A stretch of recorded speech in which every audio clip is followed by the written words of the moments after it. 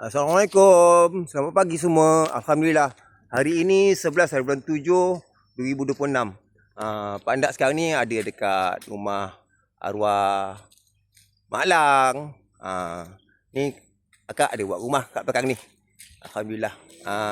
Tu rumah dia buat daripada 2 biji kontena. Sambung sikit rumah dapur. Cantik dia buat ni dah. Hasil tangan dak abang yang belakang tu.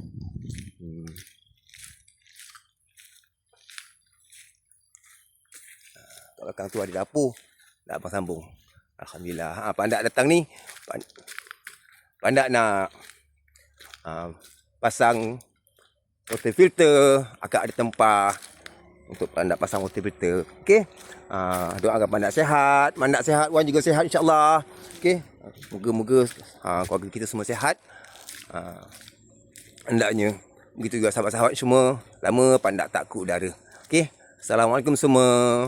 Sayang semua. Amin. Amin. Okey, alhamdulillah. Okey, Pak Andak dah nak mulakan kerja-kerja pasang pipe lah. Pasang water filter tu. Baru water filter di sana tu. Nak pasang dekat bawah sinki ni. InsyaAllah. Okey. Moga-moga kerja-kerja berjalan lancar. InsyaAllah.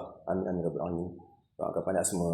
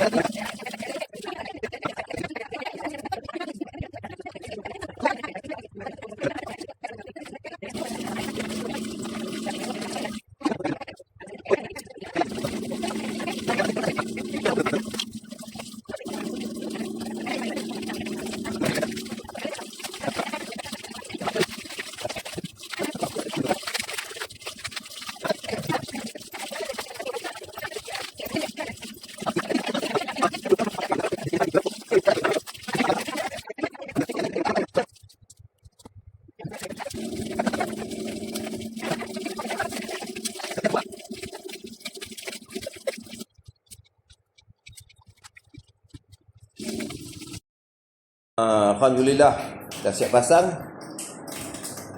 Ini ada pasang satu stop cock daripada supply. Wire yang biru tu fleksibel pergi filter utama asas. Lepas tu baru buat filter mineral. Alhamdulillah. Ni Pandat dapat idea kakak beli ni. Pandat pun dah order satu. Senang guna. Tak pakai tabung. InsyaAllah. Okey. Alhamdulillah. Kerja hari ni selamat. Siap. Dengan baik. Alhamdulillah.